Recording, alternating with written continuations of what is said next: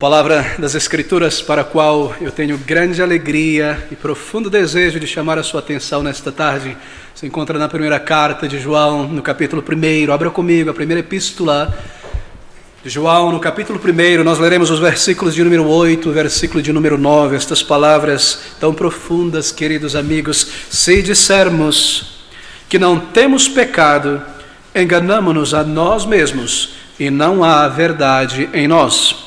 Se confessarmos os nossos pecados, Ele é fiel e justo para nos perdoar os pecados e nos purificar de toda a injustiça. Negacionistas, todos negacionistas. Meu título do nosso sermão nesta tarde é o negacionismo espiritual. Esse texto da palavra de Deus, ele toca, penso eu, em um dos maiores problemas do ser humano. É o problema que impede muitas, milhões, bilhões, se não todo ser humano, de buscar de Deus e receber de Deus o perdão de pecados, a salvação e a vida eterna. Esse texto, meus amigos, ele fala sobre negacionismo. Não o negacionismo do coronavírus, não o negacionismo do aquecimento global, mas um negacionismo espiritual, que é a escolha voluntária que homens e mulheres fazem de negar diante de Deus e a nós mesmos e aos outros que somos pecadores diante de Deus, que somos homens e mulheres nascidos em pecados, marcados e manchados por nossos pecados. Isso como uma forma, é claro, de escapar de uma verdade desconfortável, porque esta é a essência do negacionismo, não é? Uma forma de escaparmos de uma situação ou de uma verdade desconfortável. Bem, o fato de que todo homem e mulher é um pecador diante de Deus é uma realidade empiricamente verificável, palpável, está diante dos nossos olhos. E as provas estão aí, fora de nós, na sociedade, e dentro de nós, na mente, na consciência, com imensa abundância. Mas o negacionismo espiritual é essa atitude de fechar os olhos, não encarar a realidade. Todos nós conhecemos negacionistas, ou talvez a maioria de nós tenha sido em alguma circunstância, em algum momento, um negacionista ferrenho, não é verdade? Mas o negacionismo espiritual, essa realidade de não reconhecer, a realidade dos nossos pecados, o negacionismo espiritual é essa atitude de recusar ferrenhamente a realidade de nossos pecados. Porque se há uma realidade espiritual patente, visível diariamente dentro de nós e fora de nós, é que nós somos pecadores. Não reconhecer como verdade uma realidade que pode facilmente ser verificada, observada, fechar os olhos, fechar a mente para o fato de que nós somos pecadores. Isso é negacionismo espiritual. Negacionismo espiritual é esta atitude de fechar os olhos para a realidade do pecado em nós e fora de nós. Eu estou me repetindo aqui de propósito, não para te cansar, mas para marcar um ponto muito importante. A Bíblia, a palavra de Deus, ela declara que todos nós somos pecadores, cada um de nós aqui nesta tarde, cada um de nós somos pecadores diante de Deus. A Bíblia declara que todo homem, toda mulher que entra no mundo é um pecador. E a Bíblia também declara que a postura de cada pecador diante do seu pecado é uma postura de negacionismo. Se dissermos que não temos pecados, enganamos a nós mesmos, e de fato nós dizemos isso. Nós afirmamos isso dentro de nós e por palavras muitas vezes negamos que somos pecadores. A palavra de Deus afirma que todo homem e mulher nascido neste mundo é um pecador. E a palavra de Deus também afirma que todo pecador é um negacionista. Nós somos negacionistas por nascimento. Todos nós somos negacionistas espirituais em certa medida. Alguns mais, outros menos. Alguns mais cru, mais toscamente. Outros de maneira mais sofisticada. Mas cada um de nós é um negacionista espiritual. Todo ser humano é um pecador diante de Deus, amigo. A palavra de Deus é categórica em afirmar isso e provar isso. O ser humano é um pecador por natureza, mas o ser humano também é um pecador por escolha. Por nascimento nós somos pecadores. Esse é um ensino, estou lhe dando teologia bíblica cristalina aqui. Se você pergunta qual é a verdade da palavra de Deus, qual é o diagnóstico clínico de nosso Criador sobre o estado da raça humana, sobre o estado de cada ser humano, a palavra de Deus diz que nós somos pecadores, nascidos em pecado. No momento em que nós entramos neste mundo, até o nosso último suspiro, nós temos uma natureza pecaminosa, e não importa Se alguém é uma criança, se alguém é um adulto, se é uma pessoa boa, se é uma pessoa má na sociedade, todos nós somos pecadores. E eu gostaria que você distinguisse essas categorias. Não importa se é um menino, uma criança pequenina, um bebê, não importa se é um adulto, se é uma pessoa boa na sociedade, um bom cidadão, cumpridores de seus deveres. O fato é que todos nós somos por natureza pecadores diante de Deus. Todo ser humano tem uma tendência natural a ir contra as coisas de Deus. E esse é o resultado do pecado que nós trazemos do berço, porque a nossa natureza é pecaminosa. A nossa natureza pecaminosa, ela foi herdada de Adão, nosso primeiro pai. E esse é um ensino na palavra de Deus bastante claro. Deus criou Adão e Eva, aqueles dois primeiros seres humanos, e Ele os fez à sua imagem e semelhança, perfeitos, sem pecado. Sem pecado.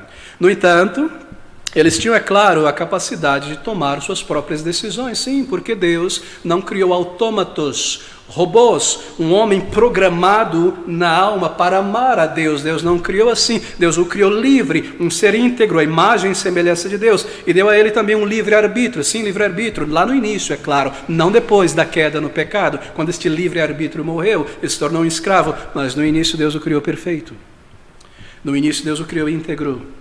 No início Deus o criou com a capacidade de escolher, e Deus também criou a sua lei, isto é, Ele deu a sua lei àquele homem no princípio. E assim nós recordamos estas coisas, que todavia eles tinham também a capacidade de tomar suas decisões, e que sendo tentados a desobedecer a Deus, eles se rebelaram contra Deus, e porque a lei de Deus estava ali, porque Deus é justo, Deus é reto, eles trouxeram sobre si mesmos a consequência de seus pecados, e também sobre nós, sobre cada um de nós aqui nesta tarde. Adão não foi apenas o primeiro homem, não veja Adão apenas como o primeiro homem, o único homem na face da terra no início. Veja Adão também como uma espécie de cabeça federal de toda a humanidade. Você sabe que é um cabeça federal, o Brasil é uma república federativa, não é? Isto é, ter um presidente, um cabeça federal. E se aquele homem, nosso querido presidente, se ele levar o Brasil por ignorância, por malícia, à guerra, então todos nós sofremos a consequência disso, não é? Ainda embora você não quis ir para a guerra, não concordou com ele, você levante a mão e proteste e diz: ele não me representa, este presidente, mas pela ação dele, toda a nação será levada à guerra. Isso se chama federalismo, em certas formas, em certo sentido. Adão era um cabeça federal. E dentro de Adão, assim por dizer, estava toda a raça humana. Ali estava Adão e toda a raça humana dele. E ao escolher pela desobediência, sendo tentado a desobedecer a Deus, o seu pecado passou a toda a raça humana, é o que declara a palavra de Deus. E assim todos nós pecamos em Adão e somos pecadores por nascimento. Por desobedecer a Deus, eles pecaram e se tornaram pecaminosos por natureza. Seus filhos, Caim, Abel, Sete, todos os 63 que nasceram segundo a tradição judaica, os filhos de Adão, seus netos e bisnetos e toda a raça humana herdaram essa natureza pecaminosa e assim por diante. Toda a humanidade descendente de Adão e Eva, portanto, toda a humanidade herda uma natureza pecaminosa, nasce pecador, e a palavra de Deus é bastante clara. Eu lhe chamarei a atenção nesta tarde para um número de textos, para que aquilo que eu esteja dizendo aqui esteja embasado na palavra de Deus, e você tenha certeza disso. Abra comigo em Romanos, capítulo de número 5, versículo de número 12, observe que essas palavras dizem: portanto, como por um homem entrou o pecado no mundo, e pelo pecado entrou a morte, assim também a morte passou a todos os homens. Por isso, esta é a razão, por isso que todos pecaram, ou por isso que todos são pecadores. Romanos capítulo 5, versículo de número 12. É por isso que todos nós somos pecados. Veja novamente. Portanto, como por um homem entrou o pecado no mundo, e pelo pecado a morte, assim também a morte passou a todos os homens, por isso que todos pecaram ou somos pecadores. Esse é o significado. E a palavra nesse texto e muitos textos é bastante clara em afirmar que nós somos pecadores por natureza, por nascimento. E aqui está a origem do nosso pecado natural. Que todos nós, como descendentes de Adão, herdamos o seu pecado. Nós somos todos amigos. Cada um de nós, um bebê de um dia de vida, um ancião de 99 anos de idade, cada homem e mulher, cada menino e menina, seja um bom cidadão nesta sociedade, herdamos uma natureza pecadora. É por isso que nós somos pecadores. E essa é uma realidade que afeta o brasileiro, que afeta o europeu, que afeta o africano, que afeta o asiático. Todos nascemos, homens e mulheres pecadores, e a nossa natureza pecadora é parte de nós desde o nosso nascimento. Davi, muito tempo depois da criação, afirmou esta verdade lá no Salmo de número 51. Você se recorda, o versículo de número 5? Salmo 51, versículo 5, Davi dizendo: em pecado me concebeu a minha mãe. Me concebeu, isto é, desde o ventre. Salmo 51, versículo 5. Davi declara que ele nasceu um pecador, que ele foi formado no ventre de sua mãe um pecador. E embora as pessoas possam fazer coisas boas, veja, eu não estou dizendo que as pessoas fazem somente o que é mal, eu não estou afirmando, nem a palavra de Deus afirma que não há nenhuma capacidade no ser humano para fazer o bem. É claro que há, mas isso vem de Deus. Mas observe, embora pessoas sejam capazes de fazer coisas boas, nenhuma pessoa é inerentemente, intrinsecamente boa por natureza. E esta é a verdade que precisa ser compreendida nesta tarde. O fato de que nós fazemos coisas boas, e hajam pessoas filântropas, e hajam tantas boas obras realizadas por indivíduos e por instituições, o fato, segundo a palavra de Deus, é que não há nenhum homem, nenhuma mulher inerentemente boa por natureza. Nós somos pecadores em nossa natureza. Assim, observe isso, ninguém é suficientemente capaz de fazer boas obras para expiar o seu pecado. Porque imagine boas obras diante de Deus, meritórias, não é? Para ter acesso a Deus, para receber a salvação, um sistema de trocas. Imagine boas obras como uma oferenda. E você vai oferecer um sacrifício a Deus de si mesmo com as tuas mãos. O que a Bíblia está dizendo neste ponto aqui é que nada de nós pode ser aceito por Deus em troca da nossa salvação, porque as nossas mãos que oferecem estão manchadas. Ainda embora o sacrifício, a boa obra, a filantropia, a oferta seja boa, a mão que oferece é imunda, a natureza é pecaminosa, há o egoísmo, há a vaidade, há a mentira, há um Everest de montanhas que eu trago desde a minha infância. Como pode um imundo, um leproso oferecer alguma coisa para Deus? Essa é a razão, este é o ponto teológico aqui. Ainda embora as pessoas façam algum bem, não há nenhum homem, nenhuma mulher intrinsecamente bom por natureza. Assim o pecado está em cada ato, em cada palavra, em cada pensamento. E entender isso, meu querido amigo, é entender teologia bíblica. O pecado não está apenas nos atos, ele está na natureza. Não é uma questão de contrabalancear, então, o meu bom com o meu mal. Já não é uma questão de tentar contrabalancear. Bom, eu fiz muitos malfeitos e eu me lembro coisas terríveis, como eu agi assim, e cada mentira, e cada egoísmo, e minhas traições, e minhas sujeiras. Bem, mas se eu fizer muito bem, se eu tentar ser uma boa pessoa e fizer muitos atos de bondade e distribuir muita cesta básica e ajudar muitas pessoas, eu irei contrabalancear o meu peso do pecado, e vai chegar um momento que a balança do meu bem vai ser muito mais pesada do que a dos meus maus feitos, e Deus vai se esquecer dos meus pecados. Não, queridos, não é questão de contrabalancear, porque o pecado não é apenas atos e palavras. O pecado é uma natureza, está em nós. Nenhum ser humano é capaz de parar de pecar também, simplesmente por sua vontade. Tente ficar sem pecar um dia, simplesmente não conseguirá. Sim, se você reduzir o pecado a quase nada, você vai se enganar e dizer: eu vivi sem pecado, não matei ninguém, não roubei um mensalão, um petrolão, passei o dia inteiro tranquilo. Oh, quão ignorante nós somos. Eu gostaria de tocar sobre estas maneiras como nós nos enganamos. Bem, as culturas são tão diferentes, não é? Se você já teve a oportunidade de viajar para alguma região do Brasil, mesmo aqui dentro do Brasil, um país continental, não é? Não é interessante, eu me maravilho, fiquei muito tempo fora do Brasil, depois que eu voltei, fiquei maravilhado em perceber diferenças e nuances culturais que eu não tinha observado ao crescer aqui no Brasil. Você vai para o sul, você vai para o centro-oeste, que é um lugar maravilhoso, e você vai para o norte, e você vê coisas tão diferentes e tão belas, na verdade, e quando você vai para um outro país, ou mesmo aqui no Brasil, ao conhecer outras culturas indígenas, por exemplo, você já percebeu como as culturas são tão diferentes, às vezes uma língua tão diferente da nossa, uma maneira tão diferente de fazer a mesma coisa, não é? Isso nos surpreende, isso te surpreende? Observar uma maneira tão diferente de fazer a mesma coisa. As culturas são muito diferentes, mas deixa-me dizer uma coisa que é igual em todas as culturas: a natureza pecaminosa humana. O egoísmo que você encontra aqui no Brasil, em São Paulo, é o mesmo que você encontrará lá no interior da Inglaterra. É o mesmo. A mesma malícia você encontra em um Yanomami, que você encontra em um chinês, que você encontra em um brasileiro. O ódio, a mentira, o adultério, a fornicação, o egoísmo, o orgulho, a soberba está em todos os seres humanos. Não é incrível que você não chegue em uma cultura, em um país, uma tribo indígena e veja que pessoas maravilhosas. Elas não mentem em nada, não há malícia no falar, como diz a filosofia, né? Não há instrumentalização das ações, não há ninguém malicioso, querendo buscar alguma coisa por meio de subterfúgio. Você nunca encontra uma cultura assim, onde não há vício, onde não há morte, onde não há assassinato, onde não há egoísmo, onde não há traição.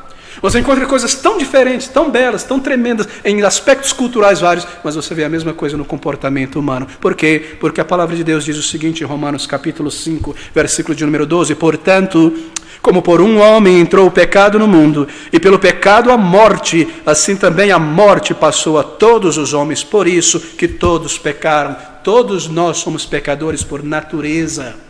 E entender a pecaminosidade do pecado, isto é, a natureza do pecado, para além das ações, para além dos pensamentos e das palavras, que isso é algo que está em nós, é a base inicial, é o pontapé inicial para entender a alma humana. Você sabe qual é a grande questão da filosofia? A maior de todas do pensamento humano? É esta, ela sempre se repete: conheça-te a ti mesmo. E se você deseja conhecer a si mesmo, aqui está a base. Você não precisa de um compêndio dos clássicos filosóficos, nem passar 20 anos numa universidade. Aqui está. Porque o pecado entrou no mundo e passou a todos os homens, por isso que todos somos pecadores. Se algo que marca um ser humano em qualquer cultura é isto, que nós somos pecadores por natureza. Queridos amigos, a palavra de Deus, ela ensina que nós somos pecadores, mas marque isso. A palavra de Deus também ensina que nós somos pecadores por escolha, não apenas por natureza, mas por escolha também. Por quê? Porque nossos corações pecaminosos, doentios, nos levam a pecar continuamente. A palavra de Deus ensina que o ser humano, sendo pecador, ele também corrompe mais e mais a si mesmo, pelos seus atos, pelas suas palavras, pelas suas escolhas. A Bíblia ensina que o pecado é uma questão de escolha individual. Nós escolhemos pecar, ninguém pode culpar a Deus, culpar o berço, nós escolhemos pecar. Veja comigo no livro de Tiago, no capítulo de número 1, versículo de número 13, volte um pouco para trás em Tiago, capítulo 1, versículo de número 13 a 15. Aqui está uma verdade tão profunda e tão real no dia a dia. Tiago 1,13, ninguém sendo tentado para pecar, para errar, qualquer que seja o pecado, ninguém sendo tentado, diga: de Deus sou tentado, porque Deus não pode ser tentado pelo mal, e a ninguém tenta, mas cada um é tentado quando atraído e engodado pela sua própria concupiscência. Depois, havendo a concupiscência concebido, dá à luz o pecado, e o pecado, sendo consumado, gera a morte. Ninguém diga: não é minha culpa, eu nasci um pecador, não posso fazer nada. Nós escolhemos pecar. Veja comigo o Evangelho de João, no capítulo de número 15. Veja o versículo de número 19, o versículo de número 20. João, capítulo 15, versículo de número 19 ao versículo de número 20. Estas palavras: se vós fosseis do mundo, o mundo os amaria o que era seu. Mas porque não sois do mundo, antes eu vos escolhi do mundo, por isso é que o mundo vos odeia. O mundo vos odeia. Lembrai-vos das palavras que vos disse: não é o servo maior do que o seu senhor. Bem, eu toquei um versículo, está um pouquinho distante do versículo que eu gostaria de tocar, mas o Senhor ele desenvolve o seu raciocínio aqui. Eu tenho certeza que você já leu este texto. Ele diz: de onde procede, qual é a origem dos maus pensamentos, das palavras de ira, da malícia na imaginação, dos roubos, das mentiras, das traições, da ira, da inveja e dos assassinatos, senão de dentro do coração de todo ser humano. Nós somos pecadores por natureza, por nascimento, mas veja, nós somos pecadores por escolha também. E a consequência do pecado está em nós. E a consequência do pecado está em toda a sociedade. Nós estamos falando sobre negacionismo, não é? Negacionismo. A consequência do pecado em nós e na sociedade é tão danosa. O pecado traz doenças, Esse não é um mundo de doenças psicossomáticas, físicas, biológicas. O pecado traz o divórcio, o rompimento do lar, a separação entre amigos, a miséria, a guerra, a tragédia. O que está por trás das guerras entre países, senão a cobiça e um desejo por supremacia? O que está por trás da quebra nos relacionamentos? Amigas que cresceram juntas na vizinhança, foram para a mesma escola, andaram juntos, etc. E relacionamentos de décadas são destruídos, senão pelo orgulho, senão pela inveja, senão pela vaidade, o orgulho, a mentira. Qual é a causa geral? A causa geral do estado em que o Brasil se encontra. Não direi quem é o responsável pela causa geral da bagunça no Brasil, senão a corrupção no coração do indivíduo, a corrupção no coração de grupos, a corrupção no coração de partidos, senão a corrupção, querido amigo. O pecado traz dor, traz miséria, traz vazio. Nós somos pessoas inteligentes, mas às vezes não usamos a nossa inteligência. Se você voltar um pouquinho na história do Brasil nos últimos 4, 5, 6 anos, por que nós estamos nesse estado de anomia social quase? Senão por causa da corrupção no coração humano. A vaidade, o orgulho, um desejo de supremacia. Será que isso não é evidência do pecado em toda parte, dentro de cada um de nós? Será que você nesta tarde não tem um problema com a imoralidade? Será que você nesta tarde não tem um problema com um temperamento colérico? Não minta para Deus. Nós somos pecadores. E aqui está a prova, dentro de nós e fora de nós, em todo lugar. Mas observe, querido amigo, a consequência final e mais severa do pecado é a morte. A Bíblia diz que o salário, a paga de uma vida de pecado é a morte. Romanos capítulo 6, 23 diz que o salário do pecado é a morte. Você vive para o pecado. O Senhor pecado, ele é personificado aqui, não é? E no final do mês você recebe o seu pagamento, e o pagamento do pecado é a morte. Claro, isso não se refere obviamente à morte física apenas, mas se refere a esta separação final de Deus na eternidade, o julgamento de Deus, uma condenação eterna longe de Deus no inferno. Esse é um fato, não é? Um fato claramente ensinado na palavra de Deus. 1, nós nascemos pecadores, somos pecadores por natureza. 2, nós escolhemos, nós indulgimos o nosso pecado, nós planejamos, nós vivemos em nosso pecado. E o resultado do pecado é isso, tragédia, separação e por fim morte espiritual. Mas um outro fato ensinado na palavra de Deus, e como eu gostaria que você atentasse para isso. Jesus Cristo Salvador veio a este mundo para lidar com o pecado, para salvar pessoas de seus pecados e da consequência de seus pecados. Oh, querido amigo, há uma esperança real, uma esperança concreta, uma esperança possível, garantida. Jesus Cristo veio a este mundo para lidar com isso, com o problema do pecado. Não entenda errado, se você errar e tropeçar aqui, você perde tudo de vista. Jesus Cristo não veio a este mundo para ser um exemplo. Esse é o ensino errado do catolicismo romano e de outros grupos religiosos. Não há nada que mais traga angústia à minha alma que trouxe no passado do que essa história de que Cristo veio a este mundo para ser um exemplo para a humanidade. Eu não posso ser perfeito, Ele foi perfeito. Eu não posso ser completamente santo, Ele foi santo. Eu não posso entregar a minha vida numa cruz de dor e agonia para pagar pelo meu pecado. O meu sacrifício nessa cruz seria imundo porque eu sou um pecador. Que exemplo é esse? Nenhum. Ele veio para morrer no lugar de pecadores. E aí depois da conversão ele é um exemplo sim, para homens e mulheres salvos. Ele veio para resgatar pecadores. Se você resumir todas as coisas, ele veio para lidar com o problema do pecado. Ele veio para lidar com este problema. E ele venceu o pecado porque ele nunca pecou. Ele venceu o pecado morrendo na cruz do Calvário. Queridos amigos, pense, Jesus Cristo foi totalmente humano e totalmente Deus. A natureza pecaminosa que nós herdamos de nossos primeiros pais, Adão e Eva, ela é passada de geração em geração por meio do Pai, não é assim por dizer, do nascimento. Mas o nascimento virginal do Senhor Jesus Cristo significa que ele não recebeu a natureza pecaminosa humana. Maria, o ventre de Maria, foi apenas um berço para a vinda do Salvador. Ele não recebeu o pecado. Ele nasceu como um ser humano, mas sem pecado. E Jesus foi um homem perfeito diante da lei de Deus. Ele viveu uma vida perfeita sem jamais pecar. Um dia ele disse: quem me convence de pecado? Ninguém jamais. Ele submeteu-se à lei de Deus, ele cumpriu todos os mandamentos do Senhor, ele amou a Deus de todo o seu coração, de toda a sua alma, de todo o seu entendimento, e ele submeteu-se voluntariamente em obediência para cumprir toda a lei de Deus, sem jamais quebrar uma vírgula da lei em pensamento ou em palavras.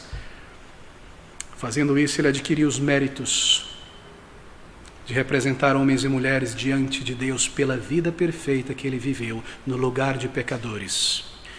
E ao oferecer a sua vida voluntariamente para morrer, voluntariamente, eu tenho ouvido pessoas tão nécias e tolas dizer: oh, tadinho de Jesus, ali naquela cruz, eu vi ali naquela igreja, ali na cruz, oh, Jesus morto. Não, amigo, ele se entregou, ele veio para morrer, ele não foi tomado por acidente, a sua morte não foi um acidente.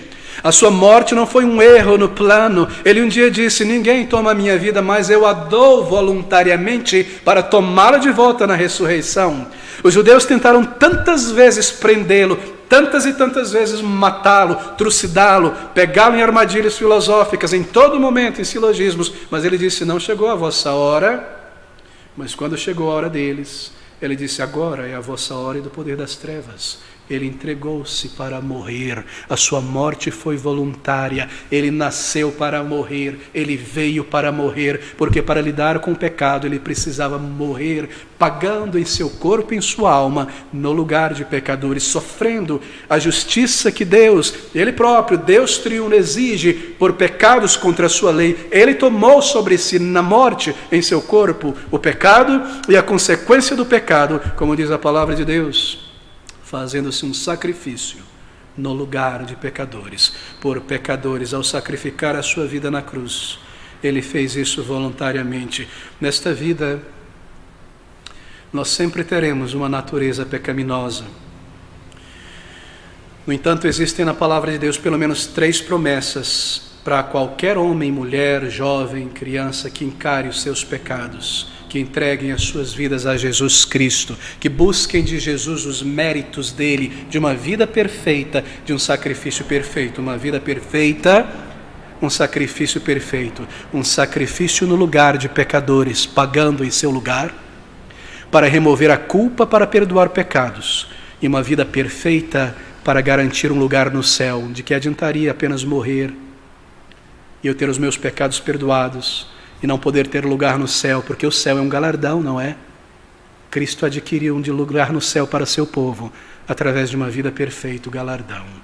Para homens e mulheres que vêm a Jesus como pecadores arrependidos, aqui está uma promessa. Primeiro, o seu pecado não será mais contabilizado contra você no dia de julgamento. Em Cristo Jesus, nós podemos ser plenamente perdoados. Abra comigo em 1 Coríntios, capítulo 6, do versículo de número 10 ao versículo de número 11, nós lemos essas palavras.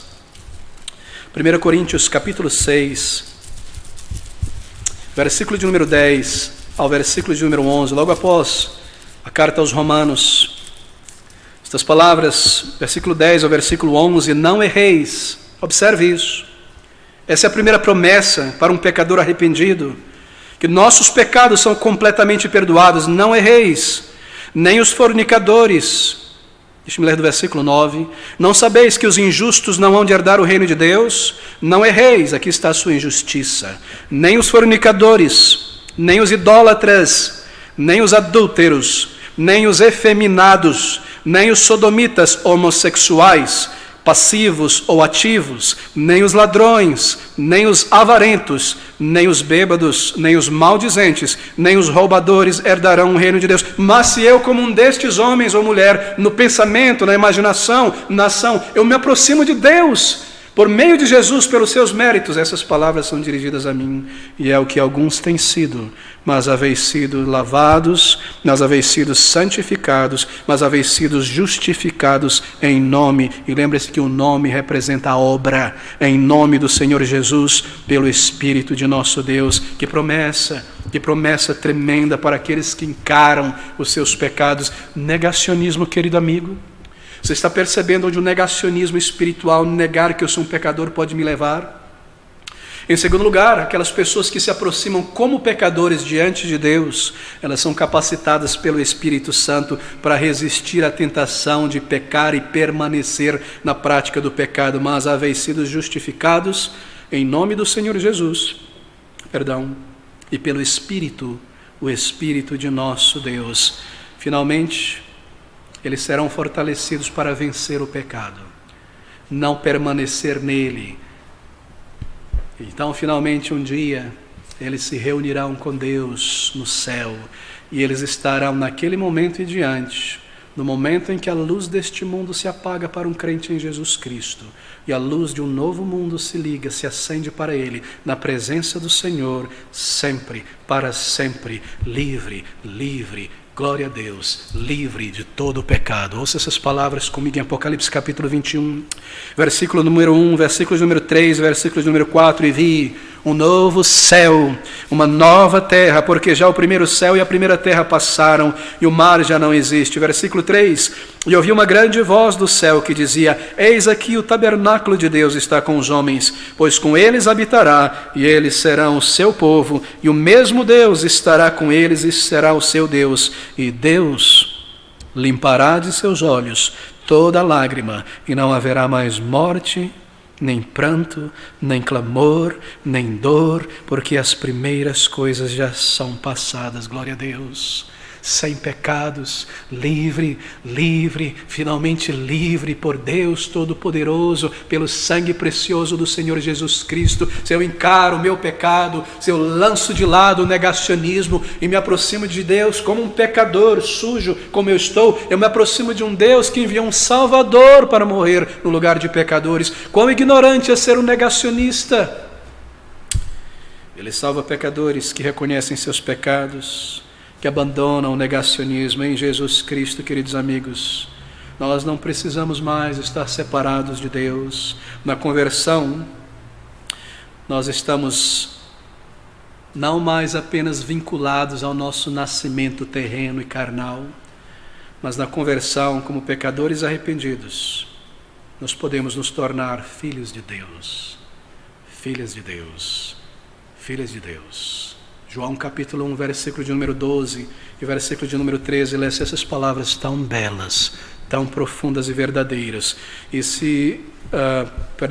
João capítulo 1 exatamente, versículo de número 12, versículo de número 13, palavras bem conhecidas: mas a todos quantos o receberam, deu-lhes o poder de serem feitos filhos de Deus, aos que creem no seu nome, os quais não nasceram somente, lembre-se, de Adão, da carne e do sangue, nem da vontade do homem, mas da vontade de Deus. Que palavras tão encorajadoras para nós negarmos ou deixarmos de negar o nosso pecado. Mas, querido amigo, aqui está uma verdade chocante.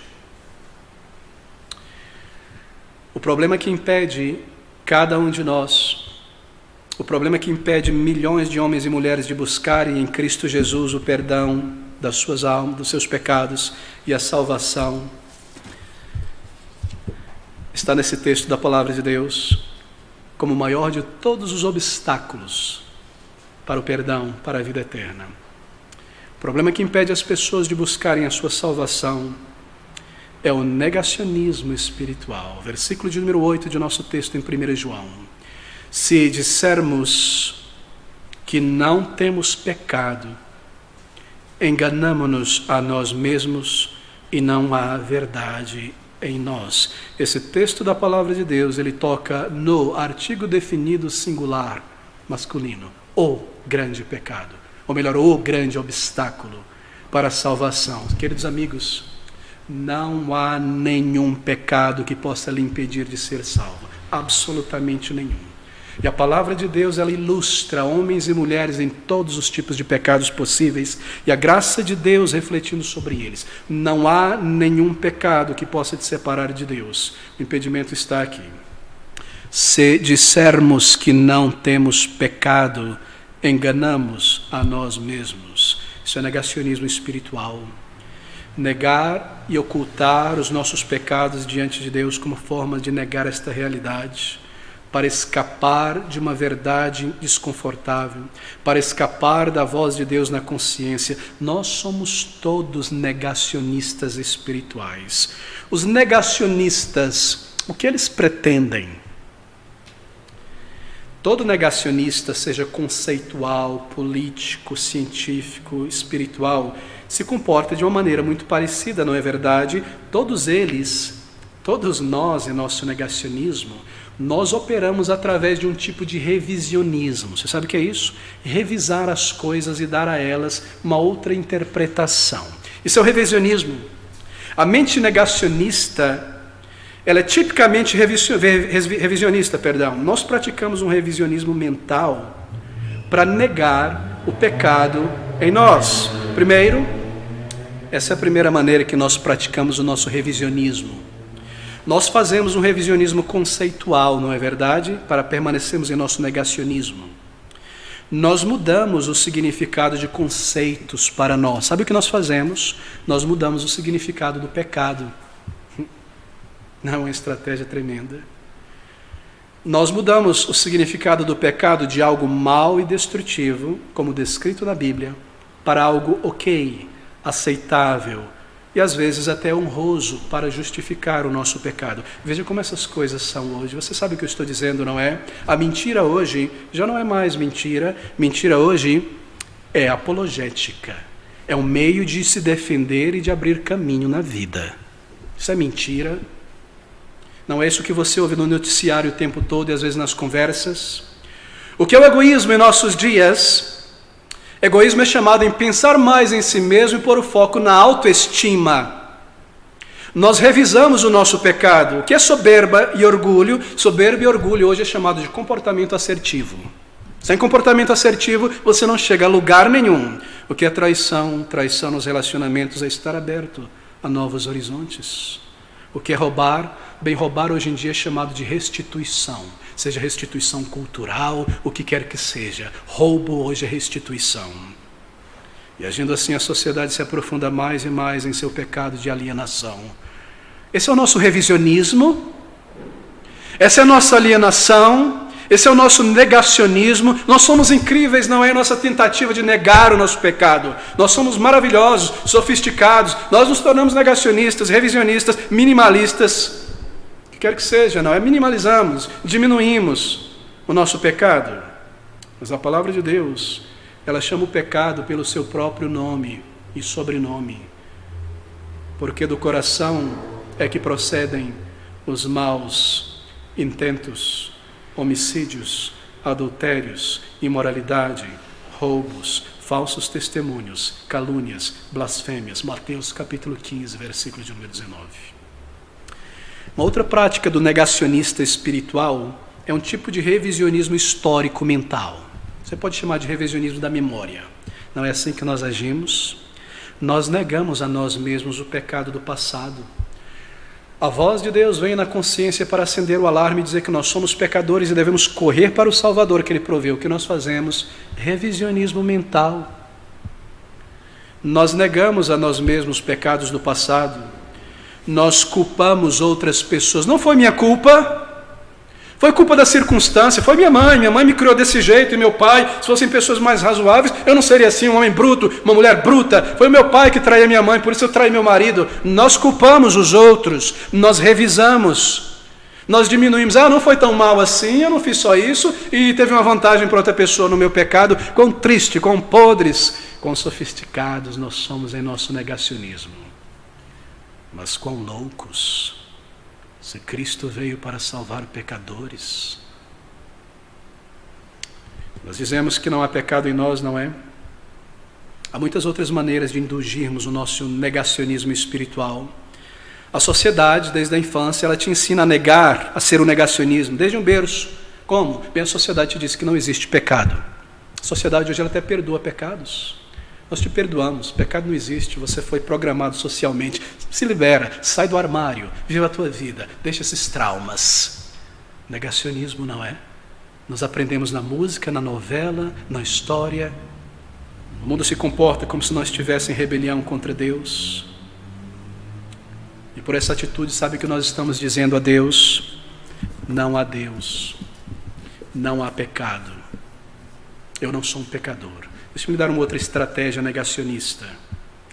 Nós nos comportamos como se Deus não existisse. Por quê? Porque se eu abraço uma teoria, ou melhor, uma opinião humana que me diz que não há um Deus, tudo veio do nada, que o acaso cego trouxe tudo à existência, então, crendo nisso, eu posso viver o meu pecado, porque eu sei que Deus é contra esse meu pecado, então é melhor que eu creia que Deus não existe. Se Deus não existe, não há julgamento. Não é só maneira de negação do pecado. Há uma outra maneira que nós desenvolvemos para negar o pecado em nós. Eu tenho observado isso muitas vezes, a sutileza da capacidade humana. Eu era assim no passado, em alguns aspectos, mas observe, muitas pessoas,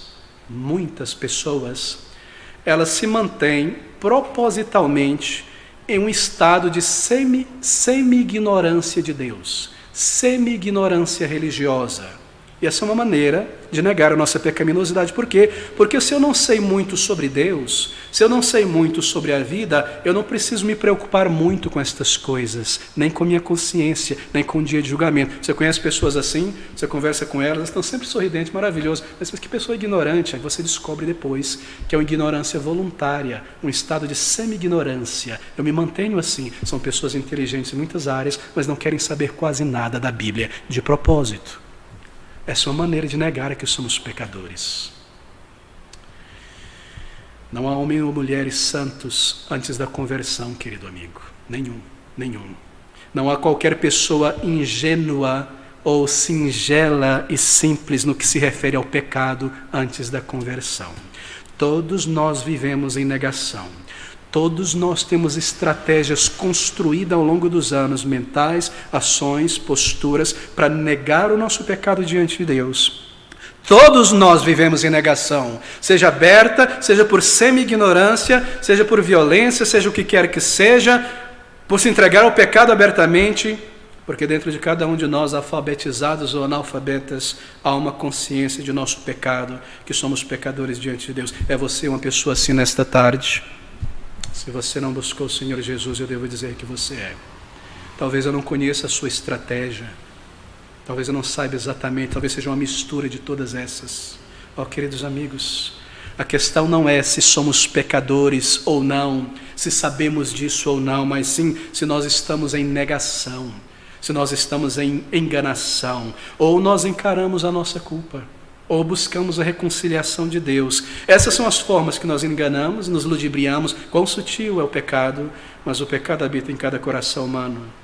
E a prova de que ele está dentro de nós é que nós expressamos em pecados particulares diariamente, em pensamentos, em palavras, em ações, em atitudes. Ele habita em nós, ele está em nós. O versículo 8 é tão claro, não é? Observe estas palavras em nosso texto inicial. Se dissermos que não temos pecado, enganamos a nós mesmos. Nós enganamos a nós mesmos, porque o resultado do pecado está aí diante de nossos olhos e nós fingimos que não estamos vendo. Nós nos auto-enganamos. Está no mundo, está na sociedade, está dentro de nós. Meus amigos, se auto-enganar é uma tragédia horrível. A palavra grega traduzida aqui como engano traz a ideia de desviar, fazer vagar. Você vaga da verdade. Você vive um vagante em círculo deste mundo, se auto-enganando para viver em teu pecado. Há muitas consequências de nosso engano, do auto-engano. Se nós nos enganamos, então nós cremos nenhuma mentira que nós mesmos criamos. Se dissermos que não temos pecado, enganamos-nos a nós mesmos. O auto-engano espiritual é trágico, porque o auto-engano espiritual é suicídio espiritual. A morte está chegando. A morte não pode ser enganada. Ela virá com dia e hora marcada. Não há como fugir desta entrevista. Não há como fugir deste momento. Auto-engano é tragédia. Se nós nos enganamos, isso quer dizer que a verdade não está em nós. Enganamos nós mesmos. E não há verdade em nós. A fé cristã não está em nós, porque ela é a verdade. O Espírito Santo, que é a verdade, não habita em nós. Isso é uma prova de que nós não fomos salvos ainda, de que nós não nascemos de novo, de que nós não somos ainda filhos de Deus. A palavra de Deus, que é a verdade, não está em nós, porque se nós negamos algo tão básico como este fato de que nós somos pecadores, então nós não conhecemos nada da palavra de Deus e da teologia bíblica, absolutamente nada. E a verdade não está em nosso coração, porque ela não exerce uma influência em nossa mente e nossa alma, que nos leva, baseado em convicção de pecado, a clamar a Deus por salvação, por perdão. Ao negar o seu pecado, você desonra a Deus. Versículo de número 10. Se dissermos que não pecamos, fazemo-lo mentiroso, e a sua palavra não está em nós. Isto é muito grave. Você chama a Deus de mentiroso. Deus, eu creio que a minha vida, o meu pecado, a maneira como eu encontro, é muito melhor do que a tua palavra, do que as tuas promessas, e eu não me preocupo com o teu julgamento. Nós chamamos a Deus de mentiroso, porque é Deus quem diz que nós somos pecadores. Esta é a palavra de Deus. Agora, meus queridos amigos, eu preciso concluir aqui.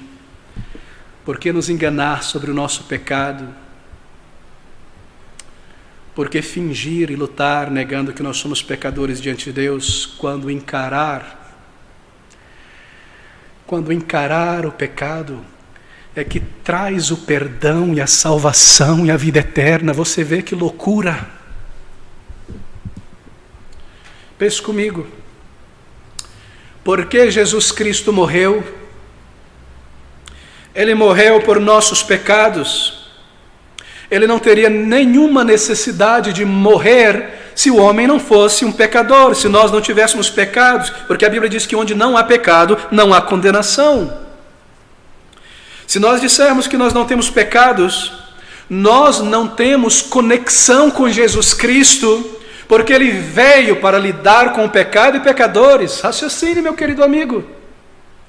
Se eu não reconheço o meu pecado, eu não tenho nenhuma parte na obra do Senhor Jesus Cristo, porque Ele morreu por pecados. Ele morreu por pecadores. Se nós dizemos que não temos pecado, se eu não reconheço o meu pecado, eu não tenho nenhuma parte na obra de Cristo, porque toda a sua obra e vinda a este mundo foi por causa do pecado. Não há nada nele para mim, e eu não posso esperar nada dele quando eu morrer. Se dissermos que não temos pecado, nós estamos e permanecemos condenados. Pense comigo, por quem Jesus Cristo intercede, por quem Ele faz intercessão. A Bíblia diz que Ele intercede pelos transgressores. Se eu não sou um transgressor, eu não tenho nenhuma garantia do que Ele intercede por mim, do que Ele sente por mim. Não é uma estratégia maravilhosa de Satanás para enganar e manter pessoas na morte espiritual? Eu não sou um pecador, não ponho o dedo em minha alma, eu nunca roubei, eu nunca matei, eu nunca fiz isso. Nós negamos o nosso pecado. Quão triste. Assassinato espiritual, suicídio espiritual. Se dissermos que não temos pecado, não temos nenhuma parte com o Senhor Jesus. Por quê? Porque Ele morreu por pecadores, porque Ele intercede por transgressores, porque Ele salva o pecador, aleluia, salva até por meio de um olhar, como diz o antigo hino. Se eu não sou pecador, se eu não encaro o meu pecado, não há nada de Deus em Jesus Cristo para mim. É tão simples, querido amigo. Mas observe essas palavras do capítulo, versículo de número 9. Mas, ou ao contrário, se confessarmos os nossos pecados, Ele é fiel e justo para nos perdoar os pecados e nos purificar de toda injustiça. Se confessarmos os nossos pecados. Você percebeu a interação, o jogo de palavras? se dissermos, eu não sou um pecador, se confessarmos. É sempre com a alma, não é a palavra expressa a alma. Se confessarmos os nossos pecados. É a primeira coisa espiritualmente verdadeira que nós fazemos. A primeira coisa, quando nós confessamos o nosso pecado, é a primeira verdade espiritual que nós realizamos. Admitir, reconhecer, dizer claramente, não negar. Como se arrepender, como confessar, é com a alma. Está aqui. Se confessarmos os nossos pecados, Ele é fiel e justo. Eu vou te dizer, em linhas gerais, o que a Bíblia ensina. Você encara e reconhece os teus pecados do coração, dos pensamentos, de atos, de ações, de omissões.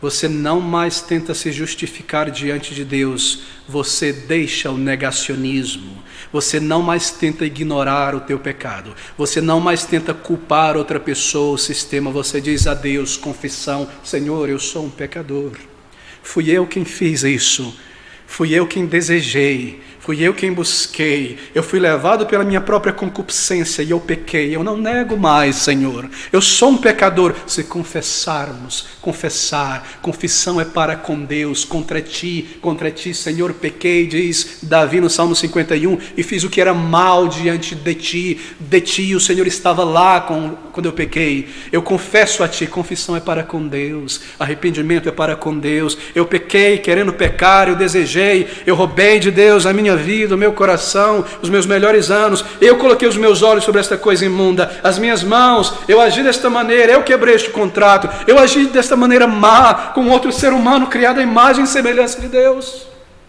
fui eu confesso, Senhor, o pecado está dentro do meu coração, agora eu entendo, eu vivo na prática do pecado, eu vivo, a vida é feita de dias, de semanas, os pecados que eu cometo hoje, eu cometi ontem, no ano passado, eu pensava sobre estas coisas, desde que eu me entendo por gente, eu vivo no pecado, Senhor, eu sou um pecador, eu confesso a Ti, eu não nego mais, eu encaro o meu pecado, e eu dependo de Jesus Cristo para me perdoar, e me libertar do meu pecado. Eu creio na morte do Senhor, eu creio na sua vida perfeita, eu creio no seu sacrifício voluntário, eu creio que o sangue precioso de Jesus é poderoso pelos seus méritos para lavar um imundo pecador, pecadora como eu não apenas admito a possibilidade de ter cometido um pecado, eu admito agora que eu sou um pecador.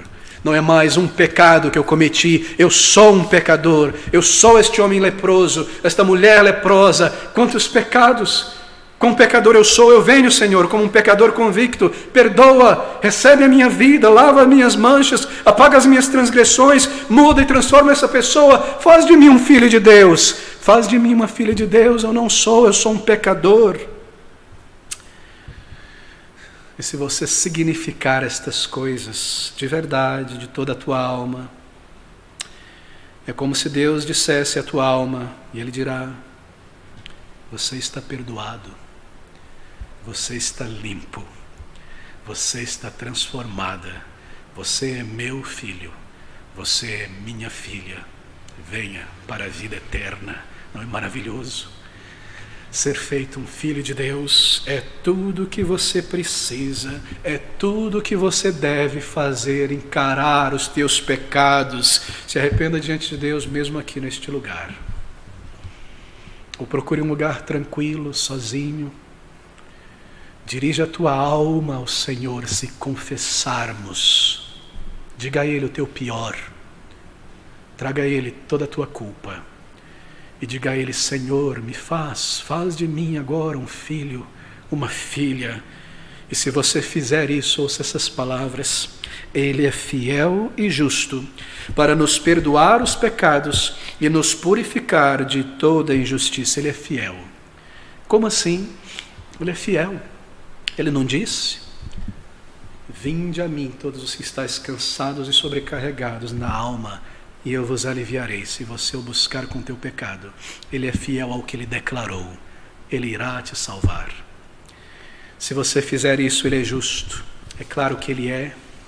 Se Cristo morreu por pecadores, e você se encara como um pecador e vem ao Salvador, Ele é justo. Ele não pedirá de você que viva uma vida perfeita, porque isso seria um duplo pagamento. Cristo já pagou, Ele é justo. Ele te salvará pelos méritos de Jesus Cristo. Ele é justo. Justo para nos perdoar, justo em condenar o pecado no Salvador e perdoar o pecador penitente. Ele é justo com seu Filho, que prometeu que salvaria todos aqueles que se aproximassem dele pela fé. Ele é poderoso. Ouça essas palavras, eu devo concluir aqui. Se confessarmos os nossos pecados, Ele é fiel e justo para nos perdoar os pecados e nos purificar de toda injustiça. Sabe o que é a conversão? Não é apenas ter os meus pecados perdoados. Isso seria muito bom, mas não me ajudaria o suficiente. Conversão também é receber um novo caráter e uma nova força para vencer os pecados, para nos perdoar os pecados e nos purificar de toda a injustiça, nos lavar, nos curar, colocar um novo princípio que nos dá graça e força para vencer o pecado. Queridos amigos, salvação não é apenas perdão de pecados, é também receber um novo caráter. Se você nesta tarde, um menino, uma menina, um jovem, um senhor, uma senhora, deixa de lado o negacionismo, encara a realidade do teu pecado. Isso é fé. Você está tendo fé ao fazer isso. Você está crendo no que a Bíblia diz. Você vem a Cristo em arrependimento e você diz, confessa com a tua alma: Senhor, perdoa-me. Então Ele é poderoso para te perdoar e para fazer de você uma nova criatura. A salvação é tão grande, tão imensa, mas tão simples. Você o busca em oração, em arrependimento. Você é salvo por Ele. Você é purificado. Você é salvo para sempre. Mesmo aqui, mesmo agora. Um filho de Deus, uma filha de Deus em Cristo Jesus. Venha Cristo nessa tarde. Vamos orar juntos. Senhor Deus e glorioso Pai de misericórdias, abre o nosso entendimento. Ajuda-nos a ver as nossas artimanhas tolas, loucas, suicidas. Tira as escamas, ó Senhor. Dai-nos de sentir a nossa culpa e temer a morte e a condenação. E leva-nos a Cristo Jesus. Só o Senhor pode fazer isso, abrir os olhos espirituais e ressuscitar um morto espiritual. Vem com grande graça e misericórdia e aplica estas verdades a cada alma. E salva, Senhor, e dá ao teu Filho amado aqueles por quem Ele morreu, bilhões de homens e mulheres que o buscariam, que encararam o seu pecado para tê-lo como Ele de fato é, o Salvador de pecadores. Nós clamamos a Ti, em um nome e pelos méritos de Jesus, e para o Teu louvor oramos. Amém.